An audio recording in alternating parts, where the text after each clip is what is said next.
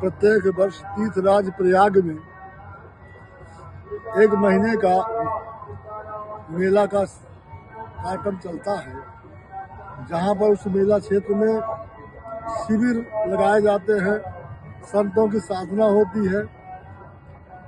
मकर संक्रांति 14 जनवरी को होती है। जिस दिन से मकर में सूर्य आते हैं, उस दिन से देवताओं का दिन प्रारंभ होता है। माघ मकर गत रवि जब होई, तीरथ पति आव सब कोई। मुझ मंगलमय संत समाजु, जिम जग जंगम तीर्थ राजू। सारे संतों का आगमन होता है।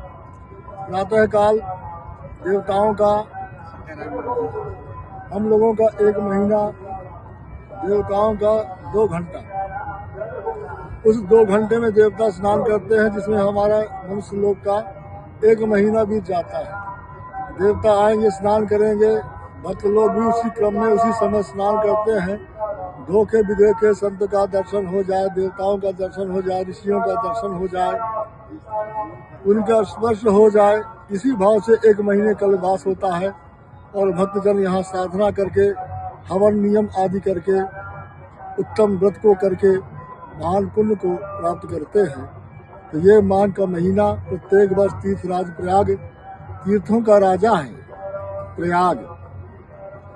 यहाँ त्रिवेणी संगम है, गंगा यमुना सरस्वती। ये त्रिवेणी संगम ही भक्ति ज्ञान वैराग्य है। गंगा जी है भक्ति स्वरूपा, सरस्वती है ज्ञान स्वरूपा, और यमुना जी हैं वैराग्य के स्वरूप। तो यहाँ त्रिवेणी संगम में स्नान करने से तीनों की प्राप्ति हो जाती है।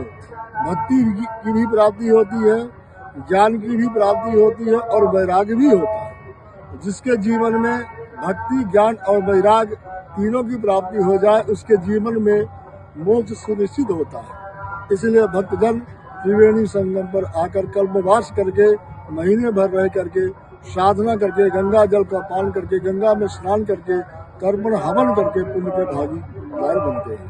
जय श्री राम।